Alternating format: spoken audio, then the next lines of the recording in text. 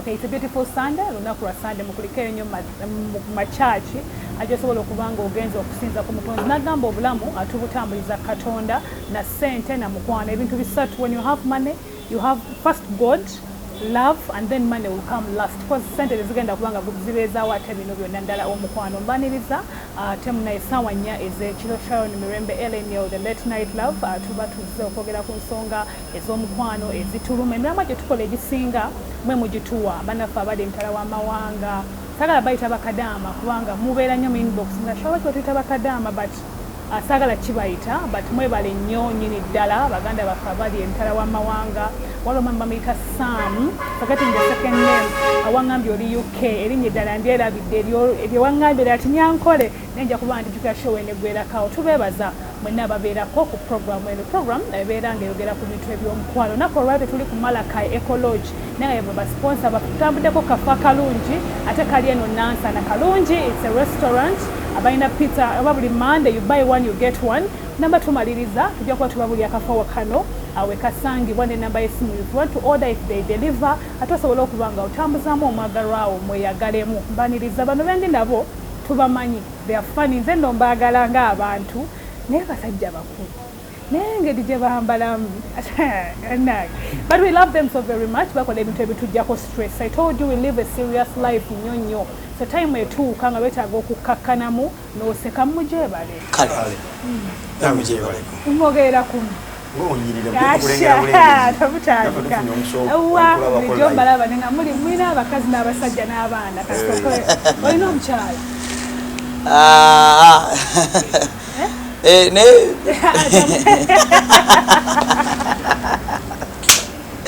anyway, question yo sijuli bade sijuwadde budde bulungi mjendi afe tukola kasho ninjirese no tekina buzibu n'owogibuuza si sawa zineno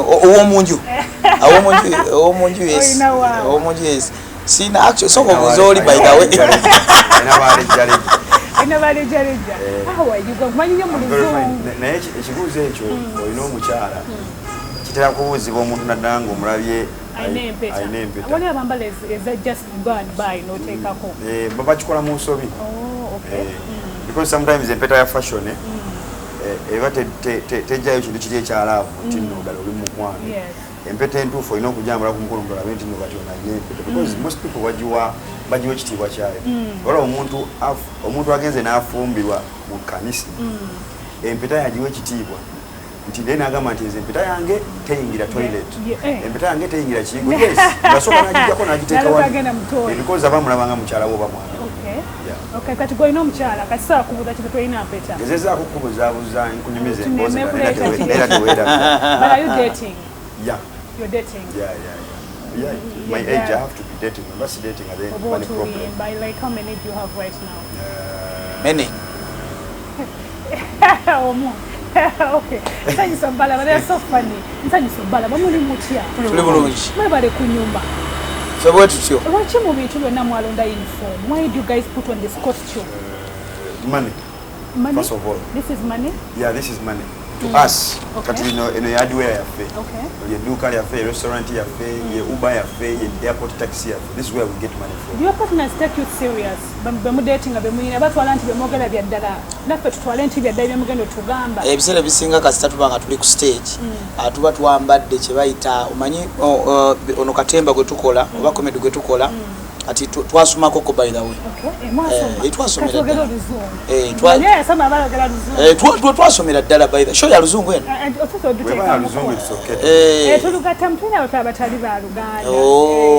Kale naye kansoka malirize statement yange. No ngisobola naye kansoka ngimalirize kubanga ogiphrasing nga webadde. Twasoma. So kati we tugenda ku stage twambalizwamu omuzimu gwe bayita shamanism. Shamanism. Etoseka bine bitu bya ddala. Bwogenda ku stage oyambala omuzimu ogwo. Shamanism.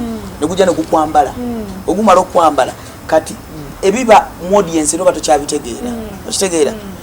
Ekyo kiba kyekyo kyoba ogenda okukola. So kati we tubeere no mu bantu abalala. Tuba bantu balala. We tubeera wali ku stage batwambaddwa ekintu ekirala. Yes. Okay. So why did you get this name? What you make Mary Hats? Mary Hats.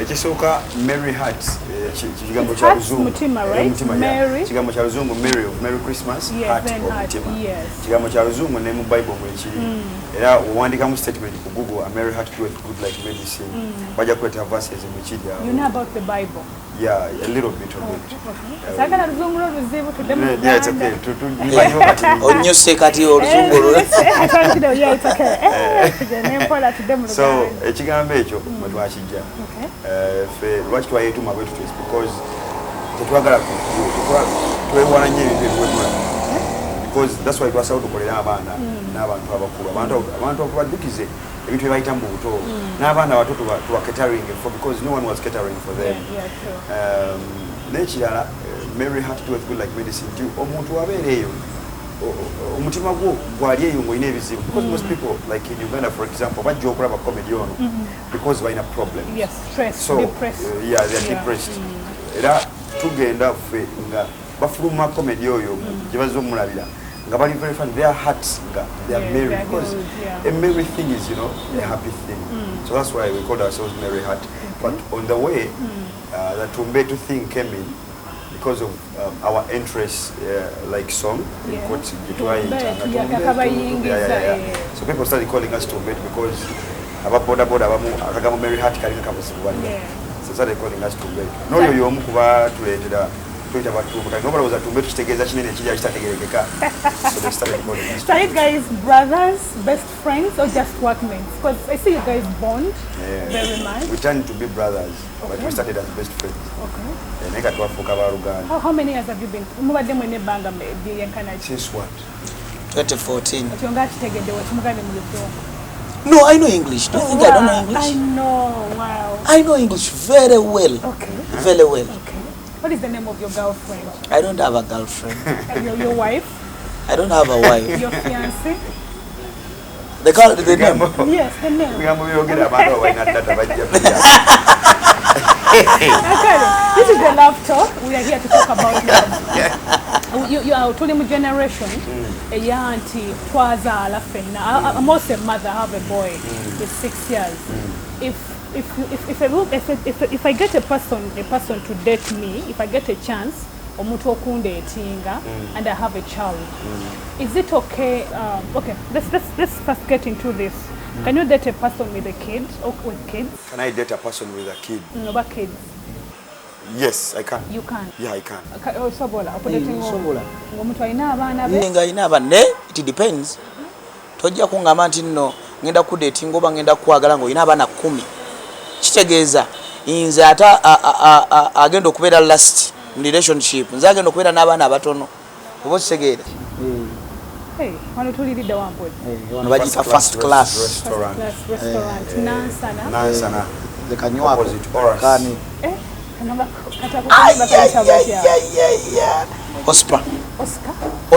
Ospa Joyce manager mumbadde balubu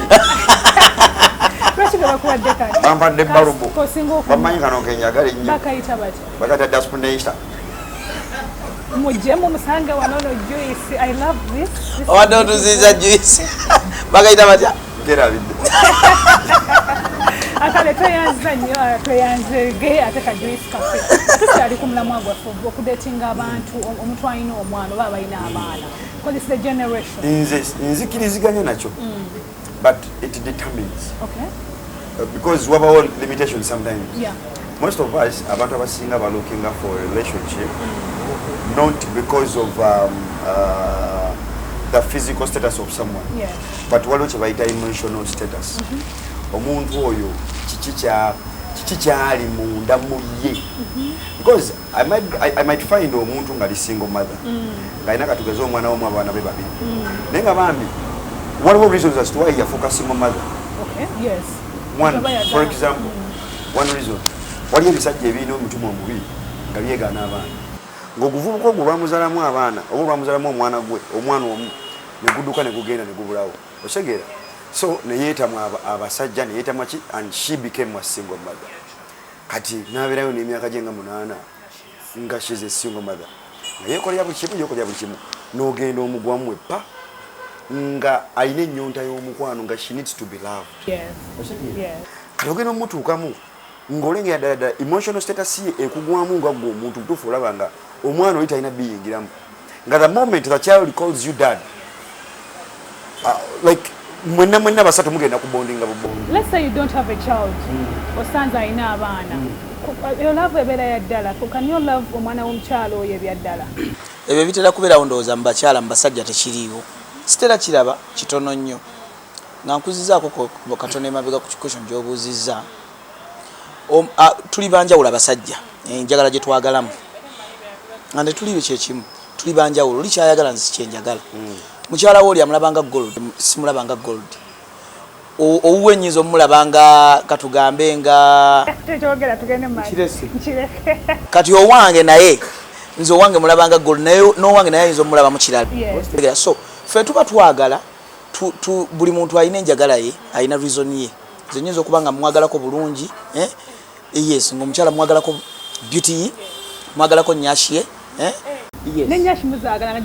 gyebali nga ye ayagalako nyashi namulaba nga alina nyashi naga kati oyo kamuteeka mu maka lwa nyashi oba kitegeera nwabeerawo ayagala lwa ssente oba kitegeera so kati tuli banjawulo kati nze kusaidi eyange nyinza obutabyagala ebyo byonna oba kitegeera newoba oyina abaana ng'oyina sigamba abasukka mu basatu kuba kati awo kiba kisusse twagala bainanga basatu awo kiba kisusse at least beera n'omu okuba nafuna yasooka nange we batugambye nanzirukako nenfuna owokubiri ababiri kale naye saagala kusukka basatu kuba kati awo kiba kisusseemu oba kitegeera then kati sikwagalako nti olw'okuba nti nno wazaala oba kitegeera ze n'abaana basatu nti sijja kwagala olw'abaana no wabula nkwagala ekiri mu ggwe munda ontegeera nze ekyo kyenjagala mukazi ontegedde twetegedde oba kitegeera wabula si baana abaana bo bajja luvannyuma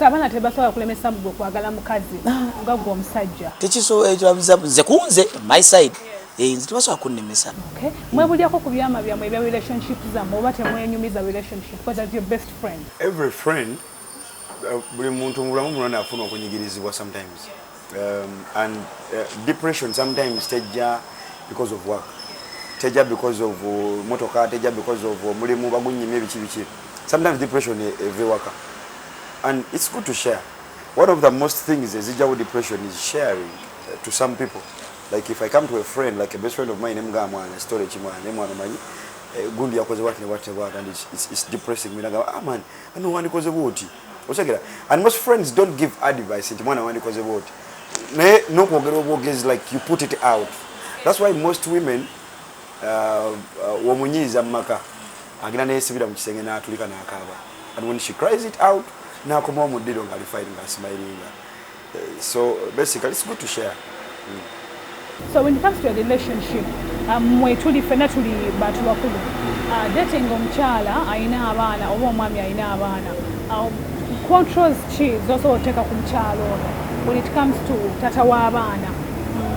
I'm dating, just giving an example. Jawukanye ne bba wange we have a child. Nyina koma wana ye being it ba movies in nawe. Determining it starts from the beginning.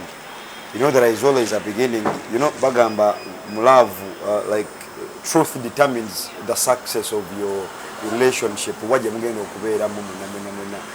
Because mu beginning same than koko yagala buli muntu atagamba munne mazima. It starts from there. If you don't tell your friend because akasera kumenya kusoka kwa your friends. If you don't tell your friend the truth about your past relationship, then mugena kuyingira kibaita akatogo mu maaso mbase maze munyo erigayo notagenda kuntwala for granted munyumiriza we separated because of this and this tekuba kwemalamu. That's why omuntu for example abatandika business yo na mbulamu bwe asoka kunoonyereza business ene ekoleta mu kifo kinene restaurant ene akola abantu bali awo bakyaba parking awo ba boda ba taxi first kligundi zidida wabichi ebintu kwebyo namanya bane bagenda kujja mu business ye n'omukwano gwe gutero buli wema mugenda kweyagala oyo survey abantu bamukola naye abedda no nekati bamukola nekati tumukola mu ngeri ndala internet ne nyumya getunyumyamu nga tudenze naawe tunyumyamu mwana tell me so how is your ex you want to know about my ex why we separated over most lovers ask that question not because nti baagala kumanya oba baagala kusunga, but abayagala kumanya lwaki muma mwayawukana, because omuntu bambi oba olina omwana ng'oli mukazi olina omwana kinkakatako ng'omusajja okubuuza ekibuuzo, taata w'omwana lwaki mwayawukana? Omwana wange. It's the truth. It's because of you to tell me the truth. Ombuulira amazima, taata w'omwana twayawukana because of A, B and C. Nange mu A, B and C mwengenda okutunula. Omanyi tebyo si kikola. Ndabe no si kikola. Naye ndabe omukazi gwe nsalira omusango oba omusajja gwe nsalira omusango mmanyi because kiyinza okubaawo nga gwe walina empisa embi. Omukazi omusajja wali wagala kumutta. Nesa kujja ne nkugamba ate bibye ebyo nange mpekinga wawe ekibuuzo. Njogedde ekigambo truth. Amazima. Osobola okungamba nti mwana twalwana n'atambula n'agenda. Oshagera namukuba twantomoto yanchankanyawo ne tumona ngantambula n'agenda sagala kumumanyira. Nange ne mmanya kigenda okutuma ninga. Tugenda tandikira tutandikira ndo manya gabagadde ale tujja tandikira nga tukomye before we go for break. Mbozi ayi ngoji saziza mulengera kana akagalo badde ncha. Tikalekawo beba tanti obudde tugenda mu kalango. Lwaki obudde muntu wa butono? Obudde tukyayina ida kikera 2. Katugenda kukomanga tojijjaawo. Before we go for break, a quick one. Oyinza nonyereza ku mukyala kyenkana ki?